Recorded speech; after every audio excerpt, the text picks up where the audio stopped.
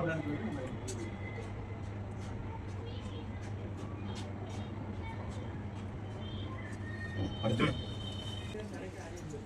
நல்லெண்ணெயை பற்றி அங்கீகரித்து நம்ம தோழர் சங்கரம். அன்பார்ந்த தொழிலாளர்களே, நம்முடன் பயணித்த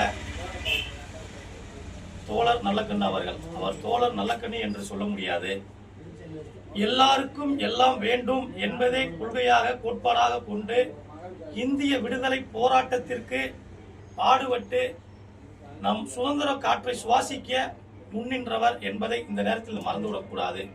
அவருக்கு ஏகப்பட்ட விருதுகள் கொடுத்திருக்கிறார்கள். தகைசால் தமிழர் இருந்தாலும் என்ன நன்கொடைகளோ அன்பளிப்புகளோ நிதியோ கொடுத்தாலும் அனைத்தையும் தொழிலாளர்களுக்காகவும் முதல்வர் நிதிக்காகவும் கொடுத்த ஒரு கொடை வள்ளல். சாகும் தருவாயிலும் தன் உடலை ராஜாஜி மருத்துவமனைக்கு மருத்துவ மாணவர்கள் பயில வேண்டும் என்ற ஒருக்காக கொடுத்தவர். தான் வாழ்ந்த காலத்திலே தொழிலாளர்களுக்காகவும் ஒடுக்கப்பட்டவர்களுக்காகவும் அடக்குமுறைக்கு எதிராகவும் ஓங்கி குரல் கொடுத்தவர். அவரை நாம் என்றளவும் மறக்கக்கூடாது, மறக்கவும் முடியாது. இந்த நாள் நாம் அவரை இழந்து வாடவில்லை.